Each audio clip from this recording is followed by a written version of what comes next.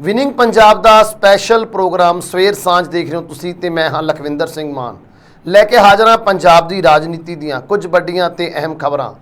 ਅੱਜ ਦੇ ਇਸ ਪ੍ਰੋਗਰਾਮ ਦੇ ਵਿੱਚ ਗੱਲਬਾਤ ਕਰਾਂਗੇ ਹਾਈ ਕਮਾਨ ਦੇ ਕਾਂਗਰਸ ਹਾਈ ਕਮਾਨ ਦੇ ਇੱਕ ਸਖਤ ਐਕਸ਼ਨ ਦੀ, ਜਿਹੜਾ ਕਿ ਐਕਸ਼ਨ ਇੱਕ ਸੀਨੀਅਰ ਲੀਡਰ ਦੇ ਖਿਲਾਫ ਲਿਆ ਗਿਆ। ਕਿਸ ਤਰ੍ਹਾਂ ਦਾ ਉਹ ਐਕਸ਼ਨ ਹੈ, ਇੱਕ ਸਖਤ ਸੰਦੇਸ਼ ਕਾਂਗਰਸ ਪਾਰਟੀ ਨੂੰ ਦੇਣ ਦੀ ਕੋਸ਼ਿਸ਼ ਕੀਤੀ ਗਈ ਹੈ। ਕਿਸ ਤਰ੍ਹਾਂ ਦਾ ਸੰਦੇਸ਼ ਹੈ, ਇਸ ਬਾਰੇ ਗੱਲਬਾਤ ਕਰਾਂਗੇ।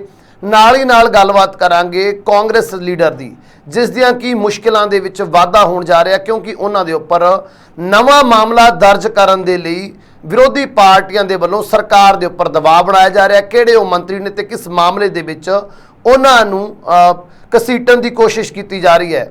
ਨਾਲ ਹੀ ਨਾਲ ਗੱਲਬਾਤ ਕਰਾਂਗੇ ਉਹਨਾਂ ਦੋ ਵਿਧਾਇਕਾਂ ਦੀ, ਉਹਨਾਂ ਦੋ ਮੌਜੂਦਾ ਵਿਧਾਇਕਾਂ ਦੀ ਜਿਨ੍ਹਾਂ ਨੇ ਭਾਜਪਾ ਪਾਰਟੀ ਨੂੰ ਜੁਆਇਨ ਕੀਤਾ ਅਤੇ ਭਾਜਪਾ ਪਾਰਟੀ ਨੂੰ ਮਜ਼ਬੂਤ ਕਰਦੇ ਹੋਏ ਆਮ ਆਦਮੀ ਪਾਰਟੀ ਨੂੰ ਵੱਡਾ ਝਟਕਾ ਦਿੱਤਾ ਹੈ। ਕਿਹੜੇ ਨੇ ਉਹ ਵਿਧਾਇਕ, ਸਿਟਿੰਗ ਵਿਧਾਇਕ ਜਿਨ੍ਹਾਂ ਦੇ ਵੱਲੋਂ ਇਹ ਝਟਕਾ ਦਿੱਤਾ ਗਿਆ। ਤੇ ਨਾਲ ਹੀ ਨਾਲ ਗੱਲਬਾਤ ਕਰਾਂਗੇ ਨਵੀਂ ਆਬਕਾਰੀ ਨੀਤੀ ਦੀ, ਜਿਸ ਦੇ ਉੱਪਰ ਕੀ ਕੱਲ ਕੈਬਨਿਟ ਦੀ ਮੀਟਿੰਗ ਦੇ ਵਿੱਚ ਮੋਹਰ ਲੱਗੀ ਸੀ, ਲੇਕਿਨ ਇਹ ਨੀਤੀ ਲਾਗੂ ਹੋਣ ਤੋਂ ਪਹਿਲਾਂ ਹੀ ਵਿਵਾਦਾਂ ਦੇ ਵਿੱਚ ਹੈ, ਵਿਰੋਧੀਆਂ ਦੇ ਨਿਸ਼ਾਨੇ ਉੱਪਰ ਹੈ। ਕਿਸ ਤਰ੍ਹਾਂ ਦੇ ਨਿਸ਼ਾਨੇ ਕੱਲ ਨਵੀਂ ਆਬਕਾਰੀ ਨੀਤੀ ਦੇ ਉੱਪਰ ਲੱਗੇ ਨੇ, ਇਸ ਬਾਰੇ ਗੱਲਬਾਤ ਕਰਾਂਗੇ। ਤੇ ਗੱਲਬਾਤ ਕਰਨ ਦੇ ਲਈ ਮੇਰੇ ਨਾਲ ਜੁੜੇ ਹੋਏ ਨੇ ਸਿਆਸੀ ਮਾਹਿਰ ਹਮੀਰ ਸਿੰਘ ਜੀ। ਸਭ ਤੋਂ ਪਹਿਲਾਂ ਸਵਾਗਤ ਕਰਦੇ ਹਾਂ ਹਮੀਰ ਸਿੰਘ ਜੀ, ਸਵਾਗਤ ਹੈ ਜੀ ਪ੍ਰੋਗਰਾਮ ਦੇ ਵਿੱਚ। ਜੀ ਸ਼ੁਕਰੀਆ ਸਰ, ਜੇਕਰ ਗੱਲ ਕਰੀਏ ਆਪਾਂ ਚਿੰਤਨ ਸ਼ਿਵਰ ਤੋਂ ਬਾਅਦ, ਕਾਂਗਰਸ ਦਾ ਜੋ ਚਿੰਤਨ ਸ਼ਿਵਰ ਹੋਇਆ ਸੀ ਉਸ ਤੋਂ ਬਾਅਦ ਲਗਾਤਾਰ ਰਾਜਾ ਵੜਿੰਗ ਦੇ ਵੱਲੋਂ ਇਹ ਬਿਆਨ ਆ ਰਹੇ ਸੀ ਕਿ ਕਾਂਗਰਸ ਨੂੰ ਇੱਕ ਸੂਤਰ ਦੇ ਵਿੱਚ ਬੰਨ੍ਹ ਦਿੱਤਾ ਜਾਏਗਾ, ਅਨੁਸ਼ਾਸਨਹੀਨਤਾ ਬਿਲਕੁਲ ਵੀ ਬਰਦਾਸ਼ਤ ਨਹੀਂ ਕੀਤੀ ਜਾਏਗੀ, ਜਿਸ ਦੇ ਤਹਿਤ ਪਹਿਲੀ ਗਾਜ਼ ਸੀਨੀਅਰ ਨੇਤਾ ਹਰਚੰਦ ਕੌਰ ਘਨੌਰੀ ਦੇ ਉੱਪਰ ਗਿਰੀ ਹੈ, ਜਿਨ੍ਹਾਂ ਨੂੰ ਕਿ ਪਾਰਟੀ ਵਿਰੋਧੀ ਗਤੀਵਿਧੀਆਂ ਦੇ ਤਹਿਤ ਪਾਰਟੀ ਤੋਂ ਬਾਹਰ ਦਾ ਰਸਤਾ ਦਿਖਾ ਦਿੱਤਾ ਗਿਆ। ਕਿਵੇਂ ਦੇਖ ਰਹੇ ਹੋ ਇਸ ਪੂਰੇ ਐਕਸ਼ਨ ਨੂੰ ਤੇ ਇਸ ਦਾ ਕੀ ਪ੍ਰਭਾਵ ਪਏਗਾ ਬਾਕੀ ਲੀਡਰਾਂ ਦੇ ਉੱਪਰ ਤੇ ਕਿਸ ਤਰ੍ਹਾਂ ਦਾ ਸੰਦੇਸ਼ ਜਾਣ ਵਾਲਾ ਹੈ ਕਾਂਗਰਸ ਪਾਰਟੀ ਦੇ ਲਈ? ਅਸਲ ਦੇ ਵਿੱਚ ਜਿਹੜਾ ਅਨੁਸ਼ਾਸਨ ਹੁੰਦਾ, ਅਨੁਸ਼ਾਸਨ ਕਿਸੇ ਜੇ ਤਾਂ ਉੱਪਰ ਤੋਂ ਲੈ ਕੇ ਹੇਠਾਂ ਤੱਕ ਪਾਰਟੀ ਉਹਨੂੰ ਫੋਲੋ ਕਰਦੀ ਹੈ, ਜਾਂ ਕੋਈ ਵਿਚਾਰਕ ਵਖਰੇਵੇਂ ਜਿਹੜੇ ਹੁੰਦੇ ਨੇ ਉਹ ਵੀ ਨਹੀਂ ਸੁਣੇ ਜਾਂਦੇ ਕਿਸੇ ਤੇ, ਤਾਂ ਤੁਸੀਂ ਉਹ ਸਾਰੀਆਂ ਚੀਜ਼ਾਂ ਜੇਕਰ ਉਹਦੇ ਤੇ ਫੋਲੋ ਕਰਦੇ ਹੋ ਤਾਂ ਪਾਰਟੀ ਕਮਜ਼ੋਰ ਹੋਣੀ ਹੈ ਔਰ ਉਸ ਲੈਵਲ ਤੇ ਚੱਲਦੀ ਹੈ। ਇਕੱਲਾ ਇੱਥੇ ਦਾ ਸਵਾਲ ਨਹੀਂ ਹੈ, ਨੈਸ਼ਨਲ ਲੈਵਲ ਤੇ ਕਾਂਗਰਸ ਦਾ ਕ੍ਰਾਈਸਿਸ ਹੈ ਜੀ। ਨੈਸ਼ਨਲ ਲੈਵਲ ਤੇ ਕ੍ਰਾਈਸਿਸ ਇਹ ਹੈ ਕਿ ਪਹਿਲਾਂ ਇੱਕ ਗਰੁੱਪ 23 ਬਣਿਆ, ਗਰੁੱਪ 23 ਨੇ ਕਾਫੀ ਵੱਡੇ ਸਵਾਲ ਉਠਾਏ ਸੀ ਕਿ ਸਾਨੂੰ ਰੈਗੂਲਰ ਪ੍ਰਧਾਨ ਚਾਹੀਦਾ ਹੈ, ਸਾਨੂੰ ਹੇਠੋਂ ਚੁਣ ਕੇ ਗਏ ਜਿਹੜੀਆਂ ਟੀਮਾਂ ਚਾਹੀਦੀਆਂ ਨੇ, ਸਾਨੂੰ ਸੂਬਿਆਂ ਦੇ ਜਿਹੜੀਆਂ ਲੀਡਰਸ਼ਿਪ ਹੋਵੇ ਉਹਨਾਂ ਨੂੰ ਆਪੋ ਆਪਣੇ ਕਿਸਮ ਦਾ ਅਧਿਕਾਰ ਦਿੱਤੇ ਜਾਣ ਫੈਡਰਲ ਸਟਰਕਚਰ ਦੀ ਤਰ੍ਹਾਂ। ਉਹ ਸਾਰੇ ਸਵਾਲ ਅਣਸੁਲਝੇ ਸੀ। ਇਸੇ ਕਰਕੇ ਕਪਲ ਸਿੱਬਲ ਵਰਗੇ ਬੰਦੇ ਜਿਹੜੇ ਮੰਤਰੀ ਕੇਂਦਰ 'ਚ ਰਹੇ ਤੇ ਜਿਹੜੇ ਬਾਰ-ਬਾਰ ਰਾਜ ਸਭਾ ਦੇ ਵਿੱਚ ਹੁਣ ਉਹ ਮਤਲਬ ਉਹਨਾਂ ਨੇ ਅਪਲਾਈ ਕੀਤਾ ਬਾਹਰੋਂ, ਨਿੱਜੀ ਤੌਰ ਦੇ ਉੱਤੇ ਕਾਂਗਰਸ ਤਾਂ ਛੱਡ ਹੀ ਦਿੱਤੀ ਹੈ, ਪਰ ਉਹ ਸਮਾਜਵਾਦੀ ਪਾਰਟੀ ਦੀ ਸਪੋਰਟ ਨਾਲ ਰਾਜ ਸਭਾ 'ਚ ਜਾਣਾ ਚਾਹੁੰਦੇ ਨੇ ਯੂਪੀ ਜੀ। ਔਰ ਇਸੇ ਤਰੀਕੇ ਦੇ ਨਾਲ ਹੋਰ ਜਿੰਨੇ ਵੀ ਬੰਦੇ ਆਏ, ਚਾਹੇ ਸੁਨੀਲ ਜਾਖੜ ਸੀ, ਸੁਨੀਲ ਜਾਖੜ ਨੇ ਵੀ ਇਹੀ ਛੱਡਿਆ ਕਿ ਉੱਪਰ ਬੈਠੇ ਜਿਹੜੇ ਬੰਦੇ ਜਿਨ੍ਹਾਂ ਦਾ ਕੋਈ ਆਧਾਰ ਨਹੀਂ ਉਹ ਫੈਸਲੇ ਕਰ ਰਹੇ ਨੇ। ਔਰ ਉਹਨਾਂ ਨੇ ਅੰਬਿਕਾ ਸੋਨੀ ਤੇ ਕਾਫੀ ਜ਼ਿਆਦਾ ਖੈਰ ਇਤਰਾਜ਼ ਵੀ ਲਾਇਆ, ਉਹਨਾਂ ਦਾ ਨਾਮ ਲੈ ਕੇ ਵੀ ਗੱਲਾਂ ਕੀਤੀਆਂ।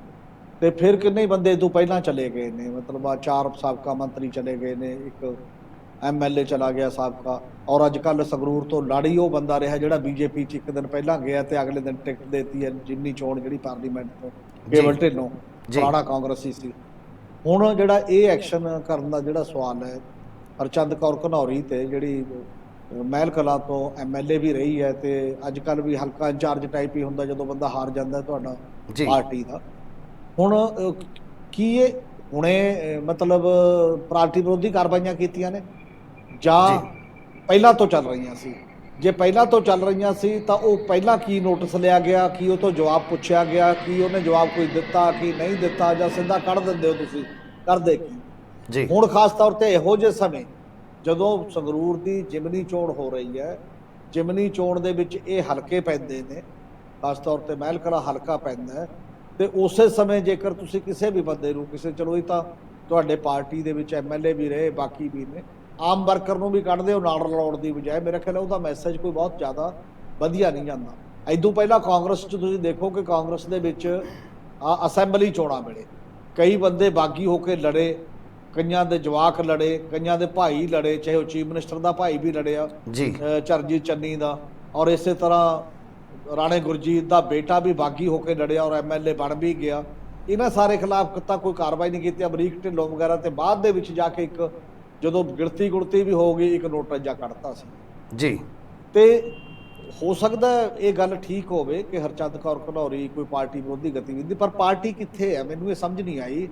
ਪਾਰਟੀ ਦੀ ਕੋਈ ਸਟੇਟ ਦਾ ਜੁਨਟ ਹੈਗਾ ਰਾਜਾ ਵੜਿੰਗ ਪ੍ਰਧਾਨ ਤੋਂ ਬਿਨਾਂ ਕਿ ਉਹਦੀ ਮੀਟਿੰਗ ਹੁੰਦੀ ਹੋਵੇ, ਉਸ ਮੀਟਿੰਗ ਦੇ ਵਿੱਚ ਲੋਕ ਆਪਣੀ ਗੱਲ ਕਰਦੇ ਹੋਣ? ਕੋਈ ਜ਼ਿਲ੍ਹੇ ਦੀ ਬਾਡੀ ਹੈਗੀ ਜਿਹੜੀ ਜ਼ਿਲ੍ਹੇ ਦੀ ਮੀਟਿੰਗ ਹੁੰਦੀ ਹੋਵੇ, ਜਾਂ ਜਿਹੜੀ ਲੋਕਲ ਬਾਡੀ ਅਜੇ ਤੱਕ ਹੈਗੀ ਜਿਹਦੀ ਹੈ ਅਜੇ ਉਹ ਹੀ ਨਹੀਂ ਬਣੀ। ਨਾ ਜਾਖੜ ਵੇਲੇ ਤੋਂ ਬਣੀ ਸੀ, ਉਹ ਇੰਨਾ ਚਿਰ ਪ੍ਰਧਾਨ ਰਹਿ ਗਏ 2.5-3 ਸਾਲ, ਕੋਈ ਜੁਨਟ ਨਹੀਂ ਬਣਿਆ, ਨਾ ਉਹਦੀ ਸਟੇਟ ਬਾਡੀ ਬਣੀ ਨਾ ਬਾਕੀ ਦੀਆਂ ਚੀਜ਼ਾਂ, ਨਾ ਉਦੋਂ ਬਾਅਦ ਹੁਣ ਕੋਈ ਬਣੀ।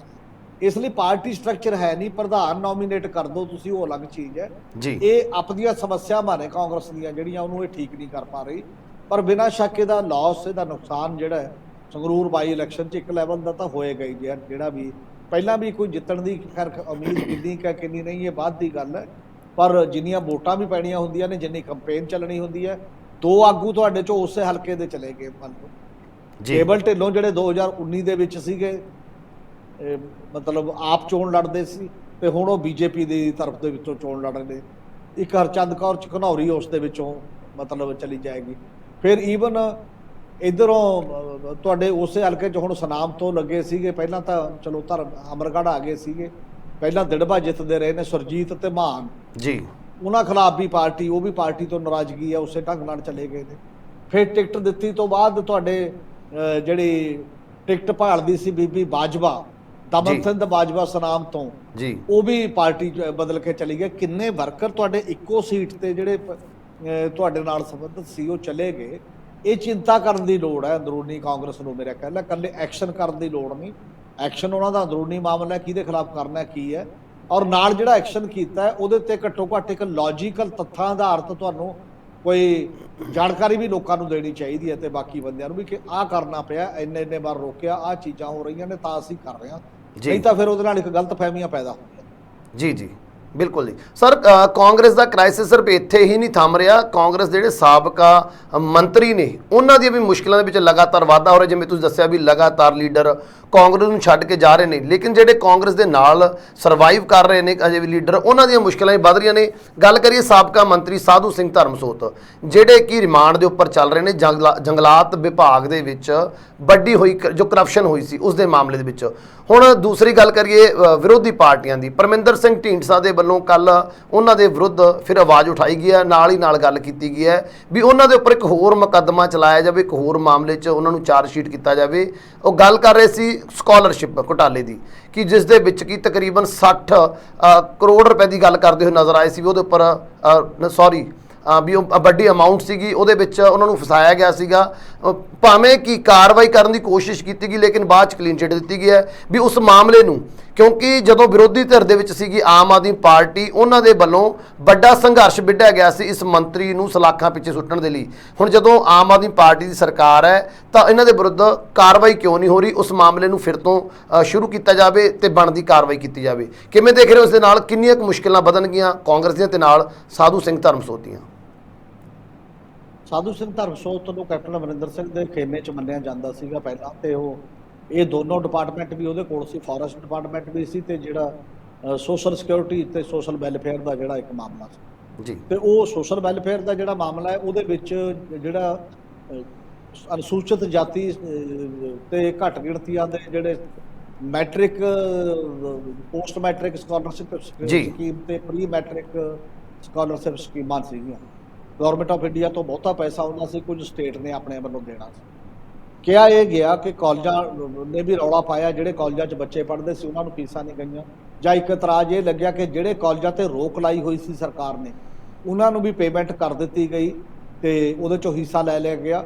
ਇਹ 65 ਕਰੋੜ ਦਾ ਲੈਣ ਦੇਣ ਦਾ ਮਾਮਲਾ ਸੀਗਾ ਕਿ ਇਹਦੇ 'ਚ ਵੱਡੇ ਪੱਧਰ ਤੇ ਘਪਲੇਬਾਜ਼ੀ ਹੋਈ ਆ। ਔਰ ਉਸ ਸਮੇਂ ਅਨੁਸੂਚਿਤ ਜਾਤੀ ਨਾਲ ਸੰਬੰਧਿਤ ਕਈ ਜਨਤਕ ਜਥੇਬੰਦੀਆਂ ਨੇ ਵੀ, ਔਰ ਈਵਨ ਆਮ ਆਦਮੀ ਪਾਰਟੀ ਨੇ ਤੇ ਅਕਾਲੀ ਦਲ ਨੇ ਵੀ ਨਾਭੇ ਸਾਧੂ ਸਿੰਘ ਧਰਮਸੋਤ ਦੇ ਘਰ ਦੇ ਬਾਹਰ ਧਰਨੇ ਵੀ ਦਿੱਤੇ, ਪ੍ਰੋਟੈਸਟ ਹੋਏ, ਵਿਧਾਨ ਸਭਾ ਦੇ ਵਿੱਚ ਵੀ ਇਹ ਮੁੱਦਾ ਬਾਰ-ਬਾਰ ਉੱਠਿਆ।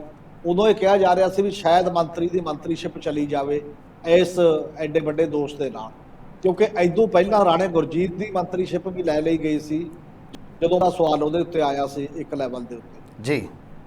ਪਰ ਉਸ ਸਮੇਂ ਇੱਕ ਜਾਂਚ ਚੀਫ ਸੈਕਟਰੀ ਨੂੰ ਕਹਿਤਾ ਤੁਸੀਂ ਕਰਾ ਲਓ, ਤੁਸੀਂ ਕਰਾ ਕੇ ਕੋਈ ਰਿਪੋਰਟ ਲੈ ਲਓ, ਤੇ ਉਹ ਰਿਪੋਰਟ ਦੇ ਵਿੱਚ ਹੀ ਅਜੇ ਤੱਕ ਪਤਾ ਨਹੀਂ ਕਿਸੇ ਨੂੰ ਕਿ ਉਹ ਰਿਪੋਰਟ ਐਕਚੁਅਲੀ ਕੀ ਹੈ, ਕੀ ਗੱਲ ਹੋਈ, ਕੀ ਕਿੱਥੇ ਗੜਬੜ ਹੈ ਕਿੱਥੇ ਨਹੀਂ। ਪਰ ਸਾਧੂ ਸਿੰਘ ਧਰਮਸੋਤ ਮਤਲਬ ਕੈਪਟਨ ਅਮਰਿੰਦਰ ਸਿੰਘ ਦੇ ਨਾਲ ਖੜਨ ਦੇ ਕਰਕੇ ਉਹਨਾਂ ਦੀ ਉਸ ਲੈਵਲ ਤੱਕ ਦੀ ਚਾਪਲੂਸੀ ਕਰਕੇ ਬਚੇ ਰਹੇ ਉਸ ਸਮੇਂ। ਹੁਣ ਜਦੋਂ ਸਭ ਤੋਂ ਜਿਹੜੀਆਂ ਆਮ ਆਦਮੀ ਪਾਰਟੀ ਨੇ ਵਿਰੋਧੀ ਧਿਰ 'ਚ ਹੁੰਦੇ ਹੋਏ ਜੇ ਕੋਈ ਮੁੱਦੇ ਚੱਕੇ ਸੀ ਤਾਂ ਉਹਨਾਂ ਦੇ ਵਿੱਚ ਇੱਕ ਬੜਾ ਮੁੱਦਾ ਇਹ ਵੀ ਸੀਗਾ ਜਿਹੜਾ ਸਾਧੂ ਸਿੰਘ ਧਰਮਸੋਤ ਦੇ ਬਾਅਦ ਵਿਦਿਆਰਥੀਆਂ ਦੀ ਸਕਾਲਰਸ਼ਿਪ ਸਕੀਮ ਜੀ। ਔਰ ਲੱਗਦਾ ਇਹ ਸੀ ਕਈਆਂ ਨੂੰ ਕਿ ਇਹ ਤਾਂ ਫੋਰੈਸਟ ਵਾਲਾ ਤਾਂ ਨਿਕਲਿਆ ਆ ਇੱਕ ਸਾਈਡ ਤੋਂ ਮਾਮਲਾ ਥਰੂ ਵਿਜੀਲੈਂਸ, ਲੱਗਦਾ ਇਹੀ ਸੀ ਲੋਕਾਂ ਨੂੰ ਵੀ ਸ਼ਾਇਦ ਉਹ ਸਕਾਲਰਸ਼ਿਪ ਵਾਲਾ ਮਾਮਲਾ ਹੀ ਨਾ ਹੋਵੇ ਕਿਤੇ, ਜਦੋਂ ਰੇਡ ਵੀ ਪਈ ਹੈ, ਜਦੋਂ ਬਾਕੀ ਵੀ ਚੀਜ਼ਾਂ ਹੋਈਆਂ ਨੇ। ਉਹ ਮਾਮਲਾ ਠੀਕ ਹੈ, ਉਹਦੀ ਨਿਰਪੱਖ ਜਾਂਚ ਦੀ ਲੋੜ ਹੈ। ਔਰ ਜਿਹੜੀ ਪਾਰਟੀ ਇਹ ਇਸ਼ੂ ਉਠਾਉਂਦੀ ਰਹੀ ਹੈ ਲਗਾਤਾਰ, ਤਾਂ ਉਹਦੇ ਤੋਂ ਮੰਗ ਵੀ ਕੀਤੀ ਜਾਂਦੀ ਰਹੂਗੀ ਕਿ ਨਾਲ ਦੀ ਨਾਲ ਉਹਦਾ ਵੀ ਇੱਕ ਨਿਰਪੱਖ ਜਾਂਚ ਹੋ ਕੇ, ਜੇ ਉਹ ਬੱਚਿਆਂ ਦਾ ਪੈਸਾ ਹੈ, ਜੇ ਉਹ ਨਹੀਂ ਪੜ੍ਹ ਪਾਏ, ਜੇਕਰ ਉਹ ਨਹੀਂ ਦਿੱਤਾ ਗਿਆ ਤਾਂ ਇੱਕ ਬਹੁਤ ਵੱਡਾ ਉਹਨਾਂ ਦੇ ਨਾਲ ਇੱਕ ਧੱਕਾ ਤੇ ਧੋਖਾ ਹੈਗਾ ਹੀ ਹੈ, ਤੇ ਜਿਹੜੇ ਤੇ ਕਾਰਵਾਈ ਵੀ ਹੋਣੀ ਚਾਹੀਦੀ ਹੈ। ਸਭ ਦੂਸਰੇ ਪਾਸੇ ਆਮ ਆਦਮੀ ਪਾਰਟੀ ਦੇ ਉੱਪਰ ਵੀ ਉਂਗਲਾਂ ਉੱਠ ਰਹੀਆਂ ਨੇ ਵੀ ਜਿਸ ਮਾਮਲੇ ਨੂੰ ਲੈ ਕੇ ਭਗਵੰਤ ਮਾਨ ਜੀ ਨੇ, ਜਿਵੇਂ ਤੁਸੀਂ ਵੀ ਦੱਸਿਆ ਵੀ ਆਮ ਆਦਮੀ ਪਾਰਟੀ ਨੇ ਉਹਨਾਂ ਦੇ ਘਰ ਦਾ ਘਿਰਾਓ ਵੀ ਕੀਤਾ ਸੀ, ਧਰਨੇ ਪ੍ਰਦਰਸ਼ਨ ਕੀਤੇ ਸੀ, ਫਿਰ ਉਸ ਮਾਮਲੇ ਨੂੰ ਲੈ ਕੇ ਅਜੇ ਤੱਕ ਇਹ ਪੂਰਾ ਮਾਮਲਾ ਠੰਡੇ ਵਸਤੇ ਦੇ ਵਿੱਚ ਕਿਉਂ ਆ? ਆਖਰ ਆਮ ਆਦਮੀ ਪਾਰਟੀ ਉਸ ਮੁੱਦੇ ਨੂੰ ਉਠਾ ਕਿਉਂ ਨਹੀਂ ਰਹੀ ਜਿਹੜਾ ਮੁੱਦਾ ਉਹਨਾਂ ਨੇ ਇਲੈਕਸ਼ਨ ਤੋਂ ਪਹਿਲਾਂ ਬੜੇ ਜ਼ੋਰ ਸ਼ੋਰ ਨਾਲ ਉਠਾਇਆ ਸੀ? ਕਾਰਨ ਕੀ ਨੇ? ਦੇਖੋ, ਬਹੁਤ ਪੋਲੀਟੀਕਲ ਕੰਸੀਡਰੇਸ਼ਨ ਚ ਹੁੰਦੀਆਂ ਨੇ। ਇੱਕ ਮਾਮਲੇ 'ਚ ਫੜ ਲਿਆ, ਹੋ ਸਕਦਾ ਉਹ ਕਹਿੰਦੇ ਹੁਣ ਵੀ ਜਿੰਨਾ ਚਿਰ ਇਹਦੇ 'ਚ ਅੰਦਰ ਹੈ ਉਦੋਂ ਬਾਅਦ ਦੇਖਾਂਗੇ। ਇਹ ਤਾਂ ਉਹਨਾਂ ਦਾ ਆਪਣਾ ਇੰਟਰਨਲ ਮਾਮਲੇ ਦਾ ਸਵਾਲ ਹੈ। ਪਰ ਇੱਕ ਗੱਲ ਤਾਂ ਕਲੀਅਰ ਹੈ ਕਿ ਉਹ ਇਹਦੇ ਖਿਲਾਫ ਕਾਰਵਾਈ ਤਾਂ ਚਾਹੁੰਦੇ ਹੀ ਨੇ, ਕਾਰਵਾਈ ਕਰ ਵੀ ਦਿੱਤੀ ਤੇ ਫੜ ਵੀ ਲਿਆ ਇੱਕ ਲੈਵਲ ਤੇ, ਤਾਂ ਹੈ ਨਾ, ਫੋਰੈਸਟ ਡਿਪਾਰਟਮੈਂਟ ਦੇ। ਜੀ ਜੀ ਜੀ ਹਾਂ। ਦੂਜਾ ਉਹ ਕਿਉਂਕਿ ਇਹਨਾਂ ਕੋਲ ਜਿੱਥੇ ਜਿਵੇਂ FIR ਆਈ ਹੇਠੋਂ ਮੁਲਾਜ਼ਮਾਂ ਤੋਂ ਵੀ ਪਤਾ ਲੱਗਿਆ ਕਿ ਕਿੰਨੀ ਕਰਪਸ਼ਨ ਡਾਇਰੈਕਟ ਪਤਾ ਲੱਗੀ ਹੈ ਕਿ ਦਰਖਤ ਵੇਚਣ ਦੇ ਨਾਲ ਇੱਕ ਹਿੱਸਾ ਜਾਂਦਾ ਸੀ, ਫਿਰ ਬਾਹਰੋਂ ਕਿਸ ਲੈਵਲ ਦੇ ਨਾਲ। ਕੱਲਾ ਸਾਧੂ ਸਿੰਘ ਧਰਮਸੋਤ ਨਹੀਂ, ਜਿਹੜਾ 3 ਮਹੀਨਿਆਂ ਦੀ ਲਗਭਗ 111 ਦਿਨ ਦੀ ਸਰਕਾਰ ਚੰਨੀ ਦੀ ਬਣੀ, ਉਹਦੇ 'ਚ ਸੰਗਤ ਸਿੰਘ ਗਿਲਜੀਆਂ ਨੂੰ ਦਿੱਤਾ ਗਿਆ ਸੀ ਇਹੀ ਡਿਪਾਰਟਮੈਂਟ, ਫੋਰੈਸਟ ਡਿਪਾਰਟਮੈਂਟ। ਔਰ FIR ਤਾਂ ਇਹ ਦੱਸਦੀ ਹੈ ਕਿ ਉਹ ਵੀ ਨਾਲ ਦੀ ਨਾਲ ਉਦੋਂ ਵੀ ਜ਼ਿਆਦਾ ਅੱਗੇ ਤੋਂ ਅੱਗੇ ਸਗੋਂ ਉਹ ਜਿਹੜਾ ਹਿੱਸਾ ਪੱਤੀ ਸੀ ਉਹ ਚੱਲਦੀ ਰਹੀ ਹੈ। ਅਜੇ ਉਹਨਾਂ ਦੀ ਗ੍ਰਿਫਤਾਰੀ ਨਹੀਂ ਹੋਈ, ਕੀ ਕਰਨਾ ਉਹ ਅਲੱਗ ਸਵਾਲ ਹੈ।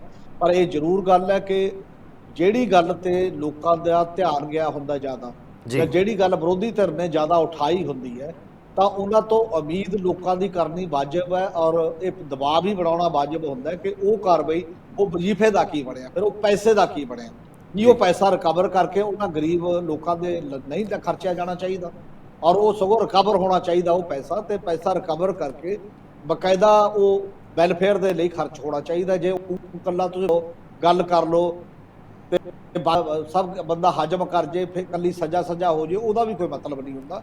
ਮੈਨੂੰ ਲੱਗਦਾ ਸਜ਼ਾ ਸਗੋਂ ਉੱਥੇ ਤੱਕ ਜਾਣੀ ਚਾਹੀਦੀ ਹੈ ਕਿ ਉਹ ਰਿਕਵਰੀ ਤੱਕ ਜਾਣੀ ਚਾਹੀਦੀ ਜੀ। ਸੋ ਸਰ, ਮੁਸ਼ਕਿਲਾਂ ਤਾਂ ਆਪਾਂ ਜੇ ਕਿ ਸਾਧੂ ਸਿੰਘ ਧਰਮਸੋਤ ਦੀਆਂ ਵਧਣਗੇ ਤੇ ਨਾਲ ਕਾਂਗਰਸ ਪਾਰਟੀ ਦੀਆਂ ਵੀ ਵਧਣਗੀਆਂ, ਤੇ ਦੂਸਰੇ ਪੰਜਾਬ ਤੋਂ ਜੇਕਰ ਦੂਸਰੇ ਸੂਬੇ ਦੀ ਗੱਲ ਕਰੀਏ, ਹਿਮਾਚਲ ਦੇ ਵਿੱਚ ਵੀ ਕਾਂਗਰਸ ਦੀਆਂ ਮੁਸ਼ਕਿਲਾਂ ਵੱਧਦੀਆਂ ਹੋਈਆਂ ਨਜ਼ਰ ਆ ਰਹੀਆਂ ਨੇ, ਤੇ ਨਾਲ ਹੀ ਨਾਲ ਆਮ ਆਦਮੀ ਪਾਰਟੀ ਦੀਆਂ ਵੀ ਮੁਸ਼ਕਿਲਾਂ ਵੱਧ ਰਹੀਆਂ ਨੇ, ਕਿਉਂਕਿ ਉੱਥੋਂ ਇੱਕ ਵੱਡਾ ਝਟਕਾ ਲੱਗਿਆ ਹੈਗਾ ਆਮ ਆਦਮੀ ਪਾਰਟੀ ਦੀਆਂ ਗਤੀਵਿਧੀਆਂ ਨੂੰ, ਕਿਉਂਕਿ ਗਤੀਵਿਧੀਆਂ ਲਗਾਤਾਰ ਵਧਾਈਆਂ ਨੇਗੀਆਂ। ਆਮ ਆਦਮੀ ਪਾਰਟੀ ਨੇ ਹਿਮਾਚਲ ਦੀਆਂ ਇਲੈਕਸ਼ਨ ਨੂੰ ਦੇਖਦੇ ਹੋ ਪੈਰ ਜਮਾਉਣ ਦੀ ਕੋਸ਼ਿਸ਼ ਕੀਤੀ ਜਾ ਰਹੀ ਹੈ, ਲੇਕਿਨ ਉੱਥੇ ਕੱਲ 2 ਜੋ ਮੌਜੂਦਾ ਵਿਧਾਇਕ ਨੇ, ਨਿਰਦਲੀਆ ਸੀਗੇ, ਆਜ਼ਾਦ ਉਮੀਦਵਾਰ ਸੀ, ਉਹਨਾਂ ਦੇ ਵੱਲੋਂ ਭਾਜਪਾ ਦਾ ਪੱਲਾ ਫੜਿਆ ਗਿਆ। ਪ੍ਰਕਾਸ਼ ਰਾਣਾ ਜੀ ਤੇ ਹੁਸ਼ਿਆਰ ਸਿੰਘ ਦੀ ਜੇਕਰ ਗੱਲ ਕਰੀਏ, ਜਿਹੜੇ ਆਜ਼ਾਦ ਉਮੀਦਵਾਰ ਸੀ, ਉਹਨਾਂ ਦੇ ਵੱਲੋਂ ਭਾਜਪਾ ਨੂੰ ਉਹਨਾਂ ਪੱਲਾ ਫੜਿਆ ਗਿਆ। ਕਿਵੇਂ ਦੇਖ ਰਹੇ ਹੋ ਕਿ ਇਸ ਦੇ ਨਾਲ ਕਿੰਨੀ ਕੁ ਧੱਕਾ ਲੱਗੇਗਾ ਉਸ ਗਤੀਵਿਧੀਆਂ ਨੂੰ ਜਿਹੜੀਆਂ ਆਮ ਆਦਮੀ ਪਾਰਟੀ ਲਗਾਤਾਰ ਹਿਮਾਚਲ ਦੇ ਵਿੱਚ ਚਲਾ ਰਹੀ ਹੈ, ਤੇ ਕਿੰਨੀ ਵੱਡੀ ਮਜ਼ਬੂਤੀ ਮਿਲਦੀ ਹੋਈ ਨਜ਼ਰ ਆ ਰਹੀ ਹੈ ਭਾਜਪਾ ਨੂੰ? ਨਾਰਮਲੀ ਗੱਲਾਂ ਇਹ ਹੁੰਦੀਆਂ ਨੇ ਕਿ ਉਹ ਬੰਦੇ ਭਾਜਪਾ ਦੇ ਬਾਗੀ ਬੰਦੇ ਹੈਗੇ ਨੇ ਐਕਚੁਅਲੀ, ਕਿਉਂਕਿ ਜਦੋਂ ਟਿਕਟਾਂ ਦਾ ਮਾਮਲਾ ਆਉਂਦਾ ਪਾਰਟੀਆਂ ਦੇ ਵਿੱਚ ਵੱਡੇ ਕੱਦ ਦੇ ਜਿਹੜੇ ਲੀਡਰ ਹੁੰਦੇ ਨੇ ਉਹ ਆਪਣੇ ਬੰਦਿਆਂ ਨੂੰ ਦਬਾਉਂਦੇ ਨੇ, ਦੂਜਾ ਜਿਹਦੀ ਦਾਅਵੇਦਾਰੀ ਹੁੰਦੀ ਹੈ ਉਹਨੂੰ ਨਹੀਂ ਮਿਲਦੀ। ਜਿਹੜਾ ਇਹ ਮਹਿਸੂਸ ਕਰਦਾ ਕਿ ਮੇਰੇ ਕੋਲ ਇੰਨਾ ਕੁ ਜਾਨਾ ਆਧਾਰ ਹੈਗਾ, ਮੈਂ ਇੰਡੀਪੈਂਡੈਂਟ ਜਿੱਤ ਸਕਦਾ, ਉਹ ਖੜੇ ਹੋ ਜਾਂਦੇ ਨੇ ਤੇ ਕਈ ਵਾਰ ਜਿੱਤ ਜਾਂਦੇ ਨੇ। ਤੇ ਉਹ ਪਾਰਟੀਆਂ ਪਹਿਲਾਂ ਤਾਂ ਨਹੀਂ ਸੋਚਦੀਆਂ, ਵੋਟਾਂ ਵੇਲੇ ਫੇਰ ਜ਼ਰੂਰ ਇਹ ਗੱਲ ਕਰ ਲੈਂਦੀਆਂ ਨੇ ਕਿ ਚਲੋ ਇਹਨਾਂ ਨੂੰ ਵੀ ਨਾਲ ਰਲਾਓ ਜ਼ਰੂਰ। ਆਮ ਤੌਰ ਤੇ ਤਾਂ ਇਹ ਪੈਮਾਨਾ ਹੀ ਬਣ ਗਿਆ, ਜੇਕਰ ਬਹੁਤ ਗਿਣਤੀ ਨਾ ਮਿਲਦੀ ਪੂਰੀ ਹਿਮਾਚਲ ਦੇ ਵਿੱਚ ਬੀਜੇਪੀ ਨੂੰ, ਤਾਂ ਸ਼ਾਇਦ ਉਹ ਸਰਕਾਰ ਬਣਨ ਵੇਲੇ ਹੀ ਵਾਪਸ ਲੈ ਜਾਂਦੇ ਤੇ ਉਹ ਚਲੇ ਜਾਂਦੇ, ਕਿਉਂਕਿ ਉਹ ਬਹੁਮਤ ਮਿਲ ਗਿਆ, ਇਸ ਕਰਕੇ ਦੇਰੀ ਹੋ ਗਈ। ਇਹ ਕੋਈ ਬਹੁਤ ਨਵੀਂ ਗੱਲ ਨਹੀਂ ਹੈ, ਬਹੁਤ ਚੀਜ਼ਾਂ ਬਾਰ-ਬਾਰ ਹਰ ਪਾਰਟੀ ਵੇਲੇ ਵਾਪਰਦੀਆਂ ਨੇ, ਹਰ ਪਾਰਟੀ ਨਾਲ ਵਾਪਰਦੀਆਂ ਨੇ ਉਸ ਪੱਧਰ ਦੇ ਜੀ। ਨਾਰਮਲੀ ਅੱਜ ਤੱਕ ਹਿਮਾਚਲ ਦੇ ਵਿੱਚ ਇਹੀ ਰਿਹਾ ਕਿ 2 ਪਾਰਟੀ ਸਿਸਟਮ ਦੀ ਤਰ੍ਹਾਂ ਚੱਲਦਾ, ਟੱਕਰ ਆਮ ਤੌਰ ਦੇ ਉੱਤੇ ਕਾਂਗਰਸ ਅਤੇ ਬੀਜੇਪੀ 'ਚ ਹੁੰਦੀ ਹੈ। ਹੁਣੇ ਬੀਜੇਪੀ ਜਿਹੜੀ ਲੋਕ ਸਭਾ ਦੀ ਸੀਟ ਕਾਂਗਰਸ ਜਿੱਤ ਕੇ ਹਟੀ ਹੈ, ਇੱਕ ਬਾਈ ਇਲੈਕਸ਼ਨ ਜਿੱਤ ਕੇ ਹਟੀ ਹੈ ਪਿੱਛੇ। ਹਾਲਾਂਕਿ ਬਾਈ ਇਲੈਕਸ਼ਨ ਕਾਂਗਰਸ ਦਾ ਜਿੱਤਣਾ ਇਸ ਸਮੇਂ ਦੇ ਵਿੱਚ ਬੜਾ ਐਂ ਲੱਗਦਾ ਜਿਵੇਂ ਚਾਰ ਸਪੇਰੇ ਕਮਜ਼ੋਰ ਹੋ ਰਹੀ ਪਾਰਟੀ ਉੱਥੇ ਫਿਰ ਵੀ ਇੱਕ ਧੜੱਲਾ ਰੱਖਦੀ ਹੈ। ਮਤਲਬ ਉਹ ਕਿਉਂਕਿ ਪੁਰਾਣੇ ਜਿਹੜੇ ਕਾਂਗਰਸ ਦੇ ਲੀਡਰ ਸੀਗੇ, ਚੀਫ ਮਿਨਿਸਟਰ ਵੀ ਰਹੇ 4-5 ਸਾਲ ਥੋੜੇ ਸਮੇਂ ਦੇ ਲਈ, ਤੇ ਉਹਨਾਂ ਦਾ ਆਪਣਾ ਪਰਿਵਾਰਕ ਅਸਰ ਵੀ ਸੀ ਤੇ ਇਸ ਕਰਕੇ ਵੀ ਸ਼ਾਇਦ ਜਿੱਤੀ ਹੋ ਸਕਦੀ ਹੈ। ਪਰ ਹੋ ਸਕਦਾ ਕਾਂਗਰਸ ਦਾ ਬੀਜੇਪੀ ਤੋਂ ਨਾਰਾਜ਼ਗੀ ਵੀ ਹੋ ਸਕਦੀ ਹੈ। ਐਤਕੀ ਆਮ ਆਦਮੀ ਪਾਰਟੀ ਦੇਣਾ ਚਾਹੁੰਦੀ ਹੈ, ਠੀਕ ਮਤਲਬ ਉਸ ਤਰੀਕੇ ਦੇ ਨਾਲ ਕਿ ਅਸੀਂ ਵੀ ਸ਼ਾਇਦ ਬਰਾਬਰ ਦੇ ਹਾਂ, ਪਰ ਬਰਾਬਰ ਦੇ ਹੈ ਜਾਂ ਨਹੀਂ ਇਹ ਤਾਂ ਪਤਾ ਉਦੋਂ ਬਾਅਦ ਲੱਗਣਾ, ਕਿਉਂਕਿ ਆਮ ਆਦਮੀ ਪਾਰਟੀ ਦਾ ਕਿਤੇ ਵੀ ਸਟਰਕਚਰ ਨਹੀਂ ਹੁੰਦਾ, ਪਾਰਟੀ ਦੀ ਫਾਰਮੇਸ਼ਨ ਨਹੀਂ ਹੁੰਦੀ। ਪਾਰਟੀ ਪਾਰਟੀਆਂ ਦੀ ਤਰ੍ਹਾਂ ਨਹੀਂ ਹੈ ਆਮ ਆਦਮੀ ਪਾਰਟੀ। ਇੱਕ ਉੱਪਰ ਡਾਇਰੈਕਟਰ ਹੈ, ਕਨਵੀਨਰ ਹੈ, ਹੇਠਾਂ ਸਾਰੇ ਵਲੰਟੀਅਰ ਨੇ, ਹੇਠਾਂ ਕੋਈ ਬਹੁਤ ਵੱਡੇ ਅਹੁਦੇਦਾਰ ਨਹੀਂ ਹੁੰਦੇ। ਹਾਂ, ਜੇ ਤਾਂ ਕੋਈ ਹਵਾ ਬਣ ਜਾਂਦੀ ਹੈ ਉਹ ਹਵਾ ਚੱਕ ਕੇ ਲੈ ਜਾਂਦੀ ਹੈ ਤੇ ਹਵਾ ਆਮ ਆਦਮੀ ਪਾਰਟੀ ਨੂੰ ਜਿਤਾ ਦਿੰਦੀ ਹੈ। ਢਾਂਚਾਗਤ ਤੌਰ ਤੇ ਮਜ਼ਬੂਤ ਹੋ ਕੇ ਪਾਰਟੀ ਉਸ ਤਰੀਕੇ ਨਾਲ ਲੜਦੀ ਹੈ ਜਾਂ ਲੜੇਗੀ, ਇਹ ਅਜੇ ਮਤਲਬ ਇਹੋ ਜਿਹਾ ਸਟਰਕਚਰ ਵਾਲੀ ਪਾਰਟੀ ਨਹੀਂ ਹੈ। ਦੂਜੀ ਗੱਲ ਇਹ ਹੈ ਕਿ ਬੀਜੇਪੀ ਤੇ ਆਮ ਆਦਮੀ ਪਾਰਟੀ 'ਚ ਕਲੈਸ਼ ਹੋਰ ਵੀ ਚੱਲ ਰਿਹਾ ਹੈ, ਔਰ ਬੀਜੇਪੀ ਜਿਵੇਂ ਬਾਕੀ ਪਾਰਟੀਆਂ ਦੇ ਵਰਕਰ ਜਿਹੜੇ ਦੂਜੇ ਪਾਸੇ ਨੇ, ਉਹਨਾਂ ਲਈ ਕੋਈ ਵੀ ਪਾਰਟੀ ਜਿਵੇਂ ਸਟੇਟ 'ਚ ਵਿਜੀਲੈਂਸ ਵਰਤਦੀ ਹੈ ਉਵੇਂ ਉਹ ਈਡੀ ਨੂੰ ਵਰਤਦੀ ਹੈ, ਸੀਬੀਆਈ ਨੂੰ, ਆਈਬੀ ਨੂੰ ਵਰਤਦੀ ਹੈ। ਦਿੱਲੀ ਦੇ ਵਿੱਚੋਂ ਜਿਹੜਾ ਮਿਨਿਸਟਰ ਚੱਕਿਆ ਉਹਨਾਂ ਦਾ ਸਤਿੰਦਰ ਜੈਨ, ਤੇ ਉਹਦੇ ਰੇਡ ਵੀ ਹੋਈ ਹੈ, ਉਹ ਪੈਸੇ ਕੱਢੇ, ਤੇ ਕੇਜਰੀਵਾਲ ਨੇ ਆਪ ਆ ਕੇ ਕਿਹਾ ਮੀਡੀਆ ਦੇ ਉੱਤੇ ਬਕਾਇਦਾ ਵੀਡੀਓ ਪਾਈ ਹੈ ਕਿ ਕੇਂਦਰ ਸਰਕਾਰ ਮਨੀਸ਼ ਸਿਸੋਦੀਆ ਨੂੰ ਵੀ ਫੜਨਾ ਚਾਹੁੰਦੀ ਹੈ ਔਰ ਮਨੀਸ਼ ਸਾਡੇ ਖਿਲਾਫ ਕਾਰਵਾਈ ਕਰ ਰਹੀ ਹੈ ਬਹੁਤਾ। ਪਰ ਅਸਲ ਦੇ ਵਿੱਚ ਉਦੋਂ ਨਹੀਂ ਅਸੀਂ ਬੋਲਦੇ ਜਦੋਂ ਦੂਜੇ ਫੜ ਰਹੇ। ਕੇਂਦਰ ਸਰਕਾਰ ਕਾਂਗਰਸ ਤੇ ਵੀ ਫਿਰ ਇਹੀ ਚਾਹੁੰਦੀ ਹੈ, ਜਿਹੜਾ ਕਾਂਗਰਸੀ ਨਹੀਂ ਜਾਂਦਾ ਉਧਰ ਤੇ ਜਿਹੜਾ ਉਧਰ ਚਲਾ ਜਾਂਦਾ ਉਹਦੇ ਤੇ ਕੋਈ ਈਡੀ ਨਹੀਂ, ਜਿਹੜਾ ਚਲਾ ਨਹੀਂ ਜਾਂਦਾ ਉਹਦੇ ਤੇ ਰੇਡ ਹੁੰਦੀ ਹੈ ਤੇ ਉਹਨਾਂ ਤੇ ਸਾਰੇ ਮਾਮਲੇ ਮੁਕੱਦਮੇ ਦਰਜ ਹੁੰਦੇ। ਸਾਡੀ ਇਹ ਪੋਲਿਟਿਕਸ ਹੀ ਇਹੋ ਜਿਹੀ ਬਣ ਗਈ ਹੈ ਅਸਲ ਦੇ ਵਿੱਚ। ਸਿਆਸਤ ਦਾ ਕਿਰਦਾਰ ਇੰਨਾ ਨੀਚੇ ਹੋ ਗਿਆ ਕਿ ਤੁਹਾਡੇ ਨਾਲ ਗੁੰਡੇ, ਬਦਮਾਸ਼, ਕਰਪਟ ਚਾਹੇ ਫਿਰਦੇ ਹੋਣ, ਜੇਕਰ ਤੁਹਾਡੇ ਨਾਲ ਨੇ ਉਹ ਤੁਸੀਂ ਸੱਤਾ ਚੋਂ ਤਾਂ ਉਹਦਾ ਬਾਲ ਵੀ ਵਿੰਗਾ ਨਹੀਂ ਹੁੰਦਾ। ਜੇਕਰ ਉਹ ਦੂਜੇ ਪਾਸੇ ਖੇਮੇ ਦੇ ਵਿੱਚ ਨੇ ਤਾਂ ਉਹਨਾਂ ਦੇ ਨੂੰ ਚੱਕਰ ਕੱਟਣੇ ਪੈਂਦੇ ਨੇ ਏਜੰਸੀਆਂ ਦੇ ਦਫ਼ਤਰਾਂ ਦੇ, ਤੇ ਜਾਂਚ ਦਾ ਸਾਹਮਣਾ ਕਰਨਾ ਪੈਂਦਾ। ਇਹਦੇ ਤੇ ਇੱਕ ਓਵਰਆਲ ਸਿਆਸਤ ਦੇ ਵਿੱਚ ਇੱਕ ਸੰਵਾਦ, ਇੱਕ ਗੱਲਬਾਤ ਦੀ ਲੋੜ ਹੈ ਕਿ ਕੀ ਐਸੇ ਤਰੀਕੇ ਨਾਲ ਚੱਲੇਗਾ। ਫਿਰ ਜਿਹਦੀ ਸਰਕਾਰ ਹੋਇਆ ਕਰੇਗੀ ਉਹ ਦੂਜਿਆਂ ਦੇ ਖਿਲਾਫ ਏਜੰਸੀਆਂ ਵਰਤੂਗੀ ਤੇ ਡੈਮੋਕ੍ਰੇਟਿਕ ਐਟੀਟਿਊਡ ਤਾਂ ਰਹੂਗਾ ਹੀ ਨਹੀਂ। ਜਾਂ ਡੈਮੋਕ੍ਰੇਟ ਹਾਂ ਜੇ ਉਹ ਲੱਗਦੇ ਨੇ ਕਰਪਟ ਨੇ, ਕਰਪਸ਼ਨ ਤੇ ਇੱਕ ਕਮਿਸ਼ਨ ਪਹਿਲਾਂ ਜਦੋਂ ਪ੍ਰਧਾਨ ਮੰਤਰੀ ਨਰਿੰਦਰ ਮੋਦੀ ਬਣੇ ਸੀ ਉਹਨਾਂ ਨੇ ਕਿਹਾ ਸੀ ਅਸੀਂ ਅਦਾਲਤਾਂ ਨੂੰ ਵੀ ਕਹਾਂਗੇ ਵੀ ਜਿਨ੍ਹਾਂ ਦੇ ਵੀ ਖਿਲਾਫ ਮੁਕੱਦਮੇ ਚੱਲਦੇ ਨੇ ਉਹ ਟਾਈਮ ਬਾਉਂਡ ਹੱਲ, ਮਤਲਬ ਉਹਨਾਂ ਦਾ ਨਿਪਟਾਰਾ ਹੋ ਜੇ ਮੁੜ ਕੇ, ਤਾਂ ਕਿ ਦਾਗੀ ਬੰਦੇ ਵਿਧਾਨ ਸਭਾਵਾਂ ਤੇ ਪਾਰਲੀਮੈਂਟ ਦੇ ਵਿੱਚ ਜਾਣੇ ਬੰਦ ਹੋ ਜਾਣ। ਹੁਣ ਕਿੰਨੇ ਦਾਗੀ ਸਾਡੀ ਵਿਧਾਨ ਸਭਾ 'ਚ ਨੇ, ਕਿੰਨੇ ਪਾਰਲੀਮੈਂਟ ਦੇ ਵਿੱਚ ਨੇ, ਕਿੰਨੇ ਵੱਖ-ਵੱਖ ਵਿਧਾਨ ਸਭਾਵਾਂ ਦੇ ਵਿੱਚ ਨੇ, ਉਹ ਗੱਲ ਕਿਤੇ ਵੀ ਆਈ ਗਈ ਹੋਗੀ ਮੁੜ ਕੇ, ਤੇ ਉਹ ਬਾਗੀ ਅਜੇ ਜਾ ਰਹੇ ਨੇ, ਉਹਨਾਂ ਦੀ ਅਨੁਪਾਤ ਵੱਧ ਰਿਹਾ, ਘਟ ਨਹੀਂ ਰਿਹਾ, ਸਗੋਂ ਸਭ ਦੇ ਸਾਹਮਣੇ ਇਹ ਤਾਂ ਤੱਥ ਨੇ ਸਾਡੇ ਸਾਹਮਣੇ, ਕਿਉਂਕਿ ਉਹਨਾਂ ਨੂੰ ਆਪਣਾ ਐਫੀਡੈਵਿਟ ਫਾਈਲ ਕਰਨਾ ਪੈਂਦਾ, ਛੁਪਾ ਨਹੀਂ ਸਕਦੇ ਕਿ ਮੇਰੇ ਤੇ ਆਹ ਮੁਕੱਦਮੇ ਨੇ। ਇਸ ਕਰਕੇ ਸਾਡੇ ਸਾਹਮਣੇ ਦਿਖਾਈ ਦੇ ਰਹੀ ਹੈ ਗੱਲ। ਜੀ ਬਿਲਕੁਲ ਸਰ, ਬਿਲਕੁਲ ਜੀ। ਸੋ ਇਹ ਤਾਂ ਚਲੋ ਠੀਕ ਹੈ ਵੀ ਸੈਂਟਰ ਜੋ ਹੈਗਾ ਥੋੜਾ ਧੱਕਾ ਜ਼ਰੂਰ ਕਰ ਰਹੀ ਹੈ, ਜਿਵੇਂ ਤੁਸੀਂ ਵੀ ਦੱਸਿਆ ਵੀ ਈਡੀ ਦਾ ਡਰ ਦੇ ਕੇ, ਤੇ ਬਾਕੀ ਵੈਸੇ ਵੀ ਸਾਰੀਆਂ ਪਾਰਟੀਆਂ ਦੇ ਵਿੱਚੋਂ ਕਿਉਂਕਿ ਦੋ ਮੇਨ ਪਾਰਟੀਆਂ ਨੇ, ਆਪਾਂ ਜੇ ਇੰਡੀਆ ਦੀ ਗੱਲ ਕਰੀਏ ਕਾਂਗਰਸ, ਉਹਦਾ ਆਪਾਂ ਹਸ਼ਰ ਦੇਖ ਹੀ ਰਹੇ ਕਿਸ ਤਰ੍ਹਾਂ ਦਾ, ਤਾਂ ਬਾਕੀ ਨੈਚੁਰਲੀ ਗੱਲ ਆ ਵੀ ਚੜ੍ਹਦੇ ਸੂਰਜ ਨੂੰ ਸਲਾਮਾਂ ਨੇ ਤੇ ਲੋਕ ਬੀਜੇਪੀ ਦਾ ਹੱਥ ਫੜ ਰਹੇ ਨੇ, ਬੀਜੇਪੀ ਦਾ ਪੱਲਾ ਫੜ ਰਹੇ ਨੇ। ਦੂਸਰੇ ਪਾਸੇ ਜੇਕਰ ਗੱਲ ਕਰੀਏ ਪੰਜਾਬ ਸਰਕਾਰ ਦੀ, ਆਮ ਆਦਮੀ ਪਾਰਟੀ ਦੀ, ਕੱਲ੍ਹ ਉਹਨਾਂ ਦੀ ਅਹਿਮ ਮੀਟਿੰਗ ਸੀ, ਕੈਬਨਿਟ ਮੀਟਿੰਗ ਸੀ, ਜਿਹਦੇ ਵਿੱਚ ਆਬਕਾਰੀ ਨੀਤੀ ਨੂੰ, ਨਵੀਂ ਆਬਕਾਰੀ ਨੀਤੀ ਨੂੰ ਹਰੀ ਝੰਡੀ ਦਿੱਤੀ ਗਿਆ। ਲੇਕਿਨ ਇਹ ਨੀਤੀ, ਆਬਕਾਰੀ ਨਵੀਂ ਨੀਤੀ ਲਾਗੂ ਹੋਣ ਤੋਂ ਪਹਿਲਾਂ ਹੀ ਵਿਵਾਦਾਂ ਦੇ ਵਿੱਚ ਹੈ। ਵਿਰੋਧੀ ਪਾਰਟੀਆਂ ਦੇ ਵੱਲੋਂ ਬੜੇ ਤੰਜ ਕਸੇ ਗਏ ਨੇ ਕਿ ਇਸ ਦੇ ਵਿੱਚ, ਇਸ ਨਵੀਂ ਨੀਤੀ ਦੇ ਵਿੱਚ ਸਿਰਫ ਔਰ ਸਿਰਫ ਕੁਝ ਲੋਕਾਂ ਨੂੰ ਫਾਇਦਾ ਪਹੁੰਚਾਉਣ ਦੀ ਕੋਸ਼ਿਸ਼ ਕੀਤੀ ਗਈ ਆਮ ਆਦਮੀ ਪਾਰਟੀ ਦੇ ਵੱਲੋਂ। ਕਿਵੇਂ ਦੇਖ ਰਹੇ ਹੋ ਉਹਨਾਂ ਦੇ ਇਲਜ਼ਾਮਾਂ ਨੂੰ, ਕਿੰਨੇ ਸੱਚ ਕਿੰਨੇ ਝੂਠ? ਨਹੀਂ, ਇਸ ਪਾਲਿਸੀ ਦਾ ਵੱਡਾ ਨੁਕਸ ਜਿਹੜਾ ਦੱਸਿਆ ਜਾ ਰਿਹਾ ਉਹ ਇਹੀ ਹੈ ਕਿ ਇਹਨਾਂ ਨੇ ਇੱਕ ਬੜੇ ਵੱਡਾ ਇੱਕ ਚੌਕਠਾ ਬਣਾਤਾ ਵੀ 30 ਕਰੋੜ ਜਾਂ 40 ਕਰੋੜ ਦਾ ਇੱਕ ਸੈਟਅਪ ਹੋਊਗਾ ਕਿ ਜਿਹਦੀ ਇੰਨੀ ਟਰਨਓਵਰ ਹੈ ਜਾਂ ਜਿਹੜਾ ਇੰਨੇ ਪੈਸੇ ਵਾਲੀ ਕੰਪਨੀ ਹੋਏਗੀ ਉਹੀ ਉਹਨਾਂ ਨੂੰ ਅਲਾਟਮੈਂਟ ਕੀਤੀ ਜਾਏਗੀ, ਮਤਲਬ ਟੈਂਡਰ ਉਹ ਦੇਗੀ ਜਾਂ ਬਾਕੀ ਦਾ ਸਾਰਾ ਕੁਝ ਹੋਏਗਾ। ਇਹਦੇ ਜਿਹੜੇ ਛੋਟੇ ਠੇਕੇਦਾਰ ਹੁੰਦੇ ਨੇ ਉਹਨਾਂ ਦੇ ਉਹ ਮਾਰੇ ਜਾਂਦੇ ਨੇ ਬੜੇ। ਇਹ ਪਹਿਲੀ ਵਾਰ ਨਹੀਂ ਹੋਇਆ, ਇਹ ਪਾਲਿਸੀ ਪਹਿਲੀ ਵਾਰ ਨਹੀਂ ਹੈ। ਅਕਾਲੀ ਦਲ ਵੇਲੇ ਵੀ ਜਦੋਂ ਪੌਂਟੀ ਚੱਡਾ ਦਾ ਗਰੁੱਪ ਆਇਆ ਪੰਜਾਬ ਤੇ ਸਾਰੇ ਏਰੀਏ 'ਚ ਛਾ ਗਿਆ ਸੀ ਤੇ ਸਾਰਾ ਕੰਟਰੋਲ ਉਹਦੇ ਕੋਲ ਹੋ ਗਿਆ ਸੀ, ਫਿਰ ਉਹ ਚੂਰ-ਭੂਰ ਕਰਕੇ ਕਿਸੇ ਨੂੰ ਨਾਲ ਰਲਾ ਲੇ ਪਰ ਇੰਡੀਪੈਂਡੈਂਟ ਉਹਦਾ ਦਬਦਬਾ ਪੂਰੀ ਤਰ੍ਹਾਂ ਬਣ ਜਾਂਦਾ ਹੈ। ਹੁਣ ਵੀ ਇਹ ਮੰਨਿਆ ਜਾ ਰਿਹਾ ਕਿ ਦੋ ਵੱਡੀਆਂ ਕੰਪਨੀਆਂ ਨੇ ਜਿਹੜੀਆਂ ਕੰਪਨੀਆਂ ਟੋਟਲ ਲੈ ਲੈਣਗੀਆਂ, ਫਿਰ ਉਹ ਅੱਗੇ ਠੇਕੇਦਾਰਾਂ ਤੋਂ ਦੇ ਨਾਲ ਸ਼ੇਅਰ ਕਰਨਗੀਆਂ ਕਿਸ ਤਰੀਕੇ ਦੇ ਨਾਲ ਕਰਨਾ। ਔਰ ਇਲਜ਼ਾਮ ਇਹ ਵੀ ਲਾਇਆ ਗਿਆ ਜਿਹੜਾ ਬੀਜੇਪੀ ਨੇ ਹੀ ਲਾਇਆ ਹੈ ਉਸ ਲੈਵਲ ਦੇ ਉੱਤੇ ਕਿ ਇਹ ਜਿਹੜਾ ਸਿਸਟਮ ਹੈ ਉਹਨਾਂ ਨਾਲ 12% ਪ੍ਰੋਫਿਟ ਉਹਨਾਂ ਕੰਪਨੀਆਂ ਦਾ ਪੱਕਾ ਕਰਤਾ ਕਿ ਇੰਨਾ ਤੁਹਾਨੂੰ ਤਾਂ ਮਿਲੂਗਾ ਹੀ, ਤੇ ਹੇਠਾਂ ਜਿਹੜੇ ਬੰਦੇ ਪਰਚੂਨ ਦੇ ਵਿਕਰੇਤਾ ਹੋਣਗੇ ਜਾਂ ਉਹਨਾਂ ਨੂੰ ਕੋਈ ਕਿੰਨਾ ਹੋਏਗਾ, ਬਚੂਗਾ ਨਹੀਂ ਬਚੂਗਾ, ਇਹਦਾ ਕੋਈ ਉਹ ਕਹਿੰਦਾ ਕਿ ਲੌਜਿਕ ਨਹੀਂ ਦਿੱਤਾ ਗਿਆ ਜਾਂ ਕੋਈ ਇੱਕ ਪਰਮਾਨੈਂਟ ਕੋਈ ਗਾਰੰਟੀ ਨਹੀਂ ਕੀਤੀ ਗਈ ਜੀ। ਇਹਦੇ ਤੋਂ ਵੀ ਇਲਾਵਾ ਇੱਕ ਗੱਲ ਇਹ ਕਹੀ ਗਈ ਹੈ, ਜਿਹੜਾ ਇਲਜ਼ਾਮ ਸਭ ਤੋਂ ਸੀਰੀਅਸ ਇਲਜ਼ਾਮ ਪਹਿਲਾਂ ਤੋਂ ਲੱਗ ਰਿਹਾ ਆਮ ਆਦਮੀ ਪਾਰਟੀ ਤੇ, ਉਹ ਇਹ ਲੱਗ ਰਿਹਾ ਲਗਾਤਾਰ ਕਿ ਪਾਰਟੀ ਦੀ ਪੰਜਾਬ ਦੀ ਸਰਕਾਰ ਅਸਲ 'ਚ ਪੰਜਾਬ ਤੋਂ ਨਹੀਂ ਦਿੱਲੀ ਤੋਂ ਚਲਾਈ ਜਾ ਰਹੀ।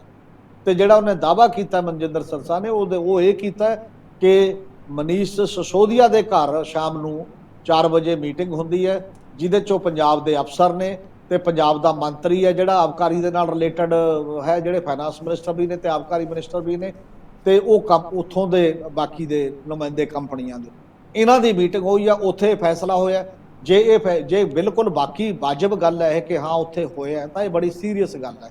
ਪੰਜਾਬ ਪਹਿਲਾਂ ਤੋਂ ਹੀ ਇਸ ਗੱਲ ਦੇ ਖਿਲਾਫ ਹੈ ਕਿ ਪੰਜਾਬ ਦਾ ਪੂਰੀ ਗਵਰਨਮੈਂਟ ਦਾ ਢਾਂਚਾ, ਪਾਲਿਸੀ, ਬਾਕੀ ਚੀਜ਼ਾਂ ਨੇ ਤੁਸੀਂ ਜਿੱਥੇ ਮਰਜ਼ੀ ਚਰਚਾ ਕਰਨੀਆਂ ਕਰੋ, ਪਰ ਉਹ ਇੱਥੇ ਬਣਨੀ ਚਾਹੀਦੀ ਹੈ ਤੇ ਉਹਦੀ ਨੇਚਰ ਮੁਤਾਬਕ, ਉਹਦੇ ਤੱਥਾਂ ਮੁਤਾਬਕ, ਉਹਦੀ ਗਰਾਊਂਡ ਰਿਐਲਿਟੀ ਦੇ ਮੁਤਾਬਕ। ਤੇ ਉੱਥੇ ਚੀਫ ਮਿਨਿਸਟਰ ਤੇ ਇੱਥੋਂ ਦੇ ਮੰਤਰੀ ਤੇ ਇੱਥੋਂ ਦੇ ਸਾਰੇ ਅਫਸਰ, ਉਹਨਾਂ ਦੀ ਹੀ ਬੇਸਿਕ ਇਨਵੋਲਵਮੈਂਟ ਹੋਣੀ ਚਾਹੀਦੀ ਹੈ। ਉਹਨਾਂ ਨੇ ਕਿਹਦੀ ਰਾਏ ਲੈਣੀ ਹੈ ਨਹੀਂ ਲੈਣੀ, ਇਹ ਉਹਨਾਂ ਦੇ ਵਿਵੇਕ ਤੇ ਨਿਰਭਰ ਕਰਦਾ। ਜੇ ਇਹ ਨਹੀਂ ਹੁੰਦਾ ਤਾਂ ਬਹੁਤ ਖਤਰਨਾਕ ਟ੍ਰੈਂਡ ਹੈ, ਬਹੁਤ ਖਤਰਨਾਕ ਰੁਝਾਨ ਹੈ ਜਿਹੜੇ ਫੈਸਲੇ ਦਿੱਲੀ ਤੋਂ ਹੋ ਰਹੇ ਨੇ। ਇਸ ਕਰਕੇ ਸਭ ਤੋਂ ਵੱਡੀ ਆਲੋਚਨਾ ਦਾ ਕੇਂਦਰ ਇਹ ਰਹੂਗੀ, ਇਹ ਪਾਲਿਸੀ ਹੋਵੇ ਜਾਂ ਕੋਈ ਇਹ ਤੋਂ ਪਹਿਲਾਂ ਹੋਵੇ। ਇਹ ਤੋਂ ਪਹਿਲਾਂ ਰਾਜ ਸਭਾ ਮੈਂਬਰਾਂ ਦੀ ਨਿਯੁਕਤੀ ਵੀ ਕੰਟਰੋਵਰਸੀ 'ਚ ਰਹੀ ਹੈ। ਇਹ ਤੋਂ ਪਹਿਲਾਂ ਜਦੋਂ ਅਫਸਰ ਬਿਜਲੀ ਵਾਲੇ ਬੁਲਾ ਲਏ ਸੀ, ਉਹਦੇ ਤੇ ਵੀ ਇਤਰਾਜ਼ ਹੁੰਦਾ ਰਿਹਾ। ਤੇ ਜਿਹੜੇ ਇਹ ਪੈਟਰਨ ਹੈ ਫੈਸਲੇ ਕਰਨ ਦਾ, ਇਹ ਪੈਟਰਨ ਪੰਜਾਬ ਦੇ ਲੋਕਾਂ ਨੂੰ ਜਚਦਾ ਨਹੀਂ ਹੈ। ਤੇ ਇਹ ਇੱਕ ਫੈਡਰਲਿਸਟ ਢਾਂਚੇ ਦੇ ਵਿੱਚ ਇੱਕ ਸਰਕਾਰਾਂ ਦੀ ਆਪਣਾ ਇੱਕ ਮਤਲਬ ਉਹਨਾਂ ਦਾ ਦਾਇਰਾ ਹੁੰਦਾ ਹੈ, ਤੇ ਨਾਲ ਉਹਨਾਂ ਨੇ ਇੱਕ ਓਥ ਲਈ ਹੁੰਦੀ ਹੈ ਸੀਕਰੇਸੀ ਦੀ, ਕਿ ਤੁਸੀਂ ਕੋਈ ਵੀ ਡਾਟਾ, ਕੋਈ ਵੀ ਪਾਲਿਸੀ ਆਪਣੀ ਕਿਸੇ ਦੂਜੇ ਬੰਦਿਆਂ ਨਾਲ, ਚਾਹੇ ਉਹ ਤੁਹਾਡੇ ਪਾਰਟੀ ਦੇ ਹੀ ਕਿਉਂ ਨਾ ਹੋਣ, ਉਹ ਸ਼ੇਅਰ ਨਹੀਂ ਕਰ ਸਕਦੇ। ਇਹਦੇ ਨਾਲ ਕਿਤੇ ਨਾ ਕਿਤੇ ਉਹ ਵੀ ਬ੍ਰੇਕ ਹੋ ਰਹੀ ਹੈ। ਜੇਕਰ ਪੰਜਾਬ ਸਰਕਾਰ ਪਾਲਿਸੀ ਬਣਨ ਤੋਂ ਪਹਿਲਾਂ ਜਾਂ ਉਹਨੂੰ ਅਪਰੂਵ ਕਰਾਉਣ ਦੇ ਲਈ ਇਸ ਕਿਸਮ ਦੀਆਂ ਮੀਟਿੰਗਾਂ ਦੇ ਵਿੱਚ ਪਾਰਟੀਸਪੇਟ ਕਰਦੀ ਹੈ। ਜੀ ਬਿਲਕੁਲ ਬਿਲਕੁਲ ਸਰ, ਚਲੋ ਇਹ ਵੀ ਆਉਣ ਵਾਲੇ ਦਿਨਾਂ 'ਚ ਕਲੀਅਰ ਹੋ ਜਾਏਗਾ ਕਿ ਛੋਟੇ ਠੇਕੇਦਾਰ ਵੀ ਵਿਰੋਧੀ ਪਾਰਟੀਆਂ ਦੇ ਨਾਲ ਰਲ ਕੇ ਸਰਕਾਰ ਦੇ ਵਿਰੁੱਧ ਨਾਅਰਾ ਮਾਰਨਗੇ, ਕਿਉਂਕਿ ਜਿਸ ਤਰ੍ਹਾਂ ਤੁਸੀਂ ਦੱਸਿਆ ਸਿਰਫ ਔਰ ਸਿਰਫ 2 ਕੰਪਨੀਆਂ ਦੇ ਕੋਲ ਹੀ ਸਾਰਾ ਕੁਝ ਸਿਮਟ ਜਾਣਾ, ਤੇ ਉਹਨਾਂ ਦੇ ਤਰਸ ਦੇ ਆਧਾਰ ਦੇ ਉੱਪਰ ਹੀ ਛੋਟੇ ਠੇਕੇਦਾਰ ਰਹਿਣਗੇ ਵੀ ਉਹਨਾਂ ਨੂੰ ਕਿੰਨਾ ਹਿੱਸਾ ਮਿਲਦਾ ਜਾਂ ਨਹੀਂ ਮਿਲਦਾ। ਸੋ ਨੀਤੀ ਦੇ ਉੱਪਰ ਵਿਵਾਦ ਉੱਠੇ ਨੇ, ਜੋ ਕੱਲ ਹਰੀ ਝੰਡੀ ਮਿਲੀ ਹੈ ਕੈਬਨਿਟ ਵਿੱਚ ਨਵੀਂ ਆਬਕਾਰੀ ਨੀਤੀ ਨੂੰ। ਸੋ ਹਮੀਰ ਸਿੰਘ ਜੀ, ਤੁਸੀਂ ਸਾਡੇ ਨਾਲ ਗੱਲਬਾਤ ਕਰਨੀ ਜੁੜੇ, ਉਹਦੇ ਲਈ ਤੁਹਾਡਾ ਬਹੁਤ ਬਹੁਤ ਧੰਨਵਾਦ ਜੀ। ਸ਼ੁਕਰੀਆ। ਇਹ ਸਨ ਸਾਡੇ ਸਿਆਸੀ ਮਾਹਿਰ ਹਮੀਰ ਸਿੰਘ ਜੀ, ਜਿਨ੍ਹਾਂ ਦੇ ਵੱਲੋਂ ਇਹਨਾਂ ਅਹਿਮ ਖਬਰਾਂ ਦੇ ਉੱਪਰ ਵਿਸਥਾਰ ਦੇ ਨਾਲ ਚਰਚਾ ਕੀਤੀ ਗਈ ਹੈ। ਤੁਹਾਨੂੰ ਇਹ ਚਰਚਾ ਕਿਵੇਂ ਲੱਗੀ ਸਾਨੂੰ ਕਮੈਂਟ ਕਰਕੇ ਜ਼ਰੂਰ ਦੱਸਿਓ। ਅਗਲੇ ਪ੍ਰੋਗਰਾਮ ਦੇ ਵਿੱਚ ਫਿਰ ਤੋਂ ਸਾਡੀ ਹੋਏਗੀ ਮੁਲਾਕਾਤ। ਉਦੋਂ ਤੱਕ ਸਾਨੂੰ ਦਿਓ ਇਜਾਜ਼ਤ। ਧੰਨਵਾਦ।